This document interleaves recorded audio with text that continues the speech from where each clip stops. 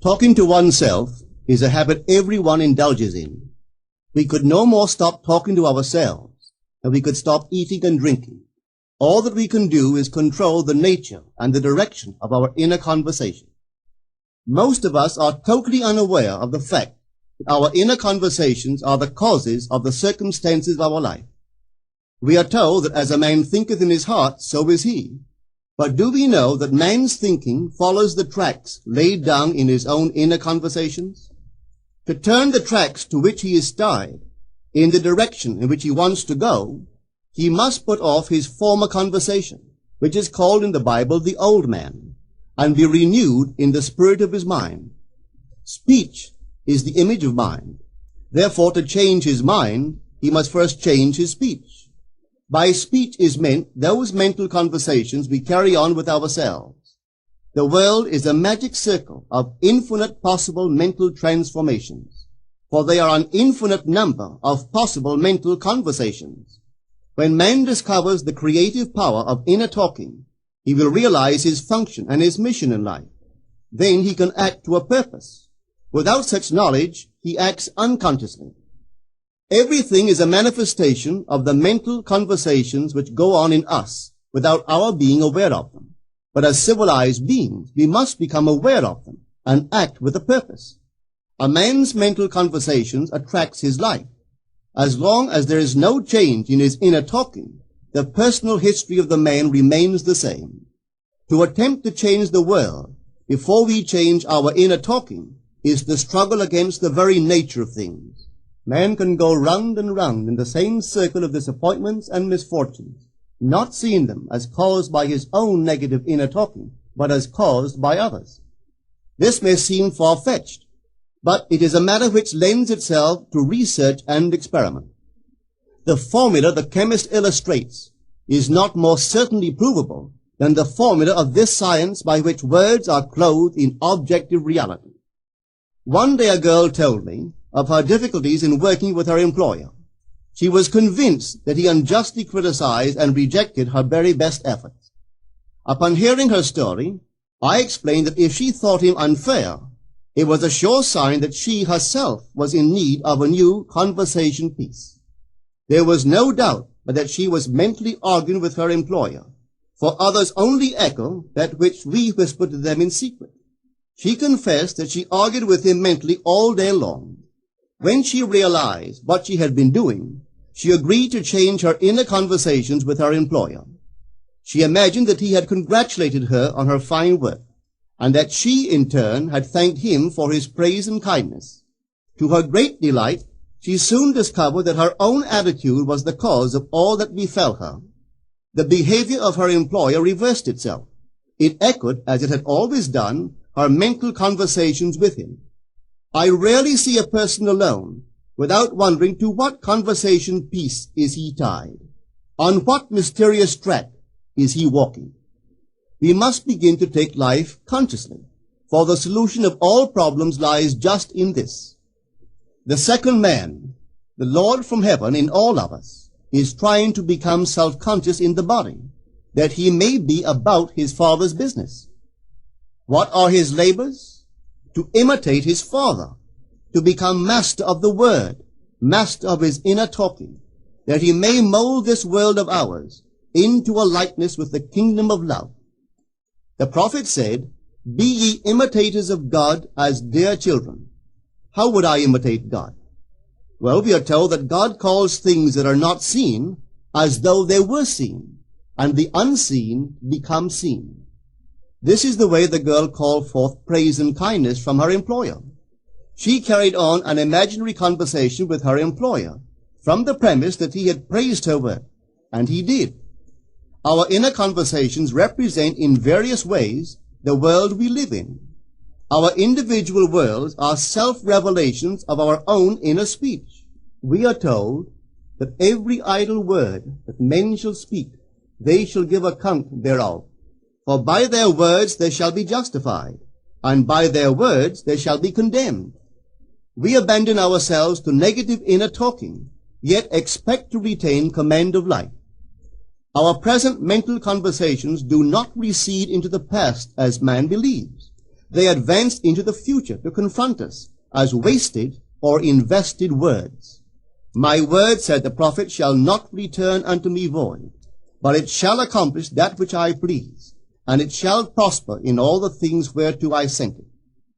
How would I send my word to help a friend? I would imagine that I am hearing his voice, that he is physically present, that my hand is on him. I would then congratulate him on his good fortune, tell him that I have never seen him look better. I would listen as though I heard him. I would imagine that he is telling me he has never felt better, he has never been happier.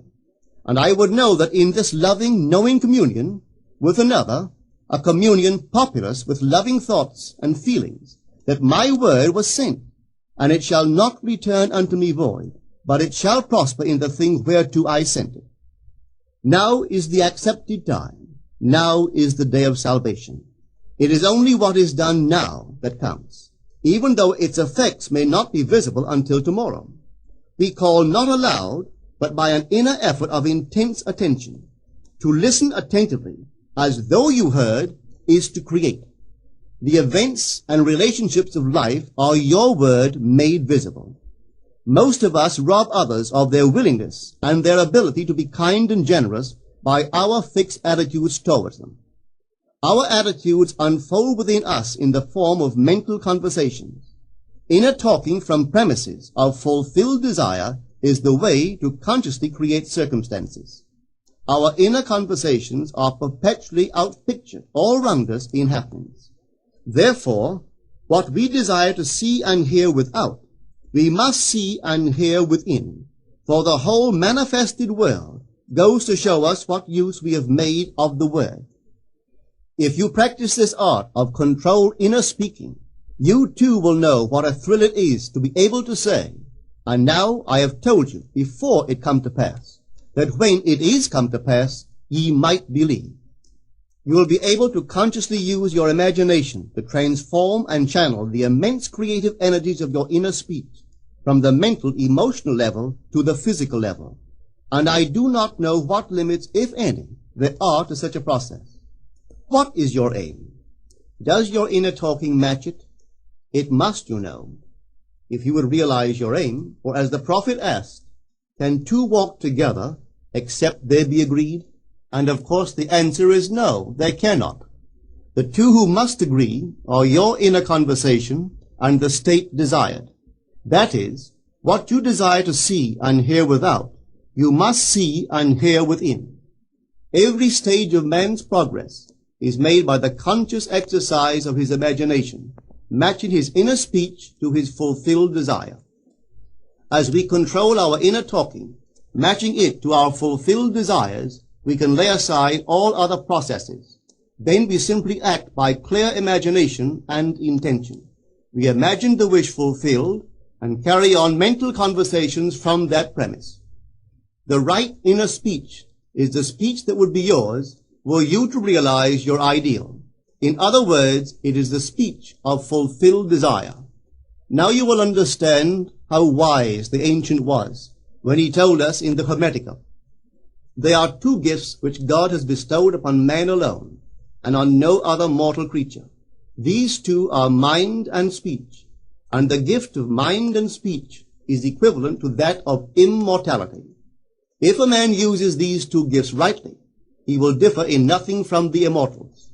And when he quits his body, mind and speech will be his guides, and by them he will be brought into the troop of the gods and the souls that have attained to bliss. With the gift of mind and speech, you create the conditions and circumstances of life. In the beginning was the Word, and the Word was with God, and the Word was God. The Word, said Hermes, is Son, and mind is Father of the Word. They are not separate one from the other, for life is the union of word and mind. You and your inner talking, or word, are one. If your mind is one with your inner conversation, then to be transformed in mind is to be transformed in conversation. It was a flash of the deepest insight that taught Paul to write, put off the former conversation, the old man, which is corrupt, and be renewed in the spirit of your mind. Put on the new man. Put on the new man, and be renewed in the spirit of your mind, is to change your inner conversation, for speech and mind are one.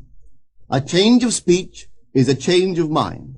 The prophet Samuel said, "The Lord spake by me, and his word was in my tongue." If the Lord's word was in the prophet's tongue, then the Lord's mouth that uttered the word must be the prophet's mind. For inner conversations originate in the mind and produce little tiny speech movements in the tongue. The prophet is telling us that the mouth of God is the mind of man, that our inner conversations are the word of God, creating life about us as we create it within ourselves. In the Bible you are told that the word is very near to you, in your mouth and in your heart, that you may do it. See, I have set before you this day life and good, death and evil, blessings and cursings. Choose life.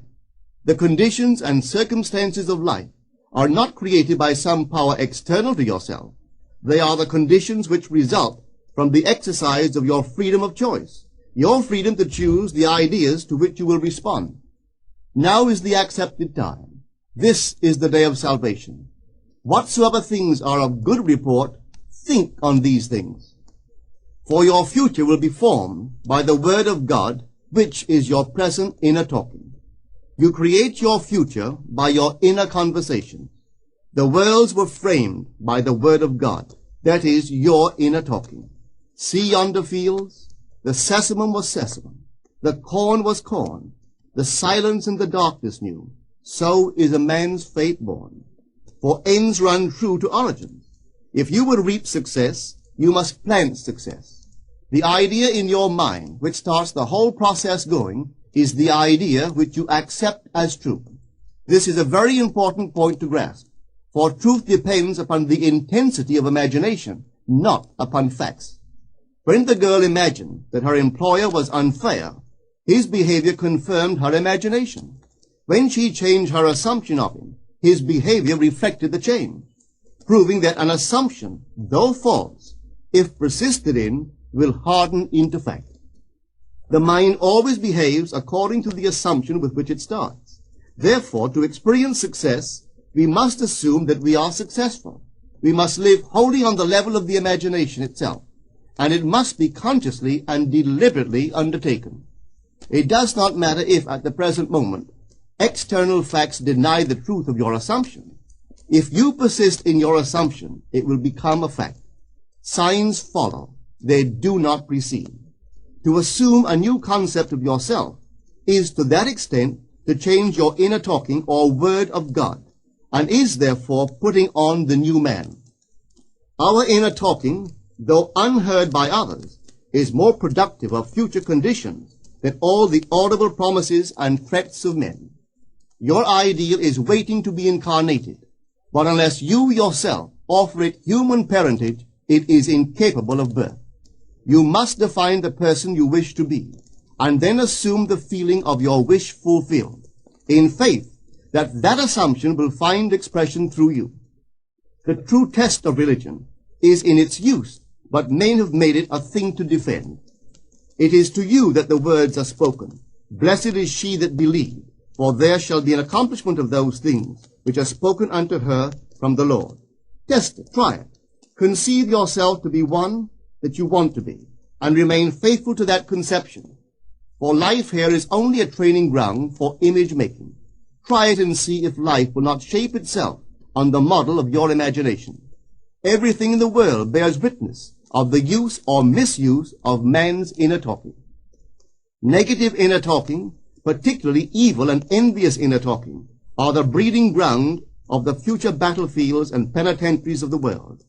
Through habit, man has developed a secret affection for these negative inner conversations. Through them he justifies failure, criticizes his neighbors, gloats over the distress of others, and in general pours out his venom on all.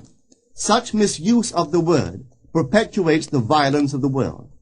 The transformation of self requires that we meditate on a given phrase, a phrase which implies that our ideal is realized, and inwardly affirm it over and over and over again until we are inwardly affected by its implication, until we are possessed by it.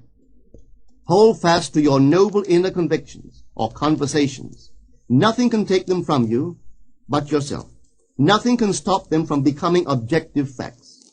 All things are generated out of your imagination by the Word of God, which is your own inner conversation. And every imagination reaps its own words, which it has inwardly spoken. The great secret of success is a controlled inner conversation from premises of fulfilled desire. The only price you pay for success is the giving up of your former conversation, which belongs to the old man, the unsuccessful man. The time is ripe for many of us to take conscious charge in creating heaven on earth. To consciously and voluntarily use our imagination to inwardly hear and say only that which is in harmony with our ideal is actively bringing heaven to earth. Every time we exercise our imagination lovingly on behalf of another, we are literally mediating God to that one. Always use your imagination masterfully, as a participant, not an onlooker. In using your imagination to transform energy from the mental, emotional level to the physical level, extend your senses. Look and imagine that you are seeing what you want to see, that you are hearing what you want to hear, and touching what you want to touch. Become intensely aware of doing so. Give your imaginary state all the tones and feeling of reality. Keep on doing so until you arouse within yourself the mood of accomplishment and the feeling of relief. This is the active, voluntary use of the imagination, as distinguished from the passive, involuntary acceptance of appearances. It is by this active, voluntary use of the imagination that the second man, the Lord from heaven, is awakened in man. Men call imagination a plaything, the dream faculty, but actually it is the very gateway of reality. Imagination is the way to the state desired. It is the truth of the state desired, and the life of that state desired. Could you realize this fully, then would you know that what you do in your imagination is the only important thing. Within the circle of our imagination, the whole drama of life is being enacted over and over again. Through the bold and active use of the imagination, we can stretch out our hand and touch a friend 10,000 miles away and bring health and wealth to the parched lips of his being. It is the way to everything in the world. How else could we function beyond our fleshly limitations? But imagination demands of us a fuller living of our dreams in the present. Through the portals of the present, the whole of time must pass. Imagine elsewhere as here, and then as now. Try it and see. You can always tell if you've succeeded in making the future dream a present fact by observing your inner talking. If you are inwardly saying what you would audibly say, were you physically present and physically moving about in that place, then you have succeeded. And you could prophesy it from these inner conversations and from the moods which they awaken within you, what your future will be. For one power alone makes a prophet, imagination, the divine vision. All that we meet is our word made visible, and what we do not now comprehend is related by affinity to the unrecognized forces of our own inner conversations and the moods which they arouse within us. If we do not like what is happening to us, it is a sure sign that we are in need of a change of mental diet. For man, we are told, lives not by bread alone, but by every word that proceeds from the mouth of God. And having discovered the mouth of God to be the mind of man, a mind which lives on words or inner talking, we should feed into our minds only loving, noble thoughts. For with words or inner talking, we build our world. Let love's lordly hand raise your hunger and thirst to all that is noble and of good report, and let your mind starve ere you raise your hand to a cup love did not fill, or a bowl love did not bless, that you may never again have to say, "What have I said? What have I done?" O all-powerful human word.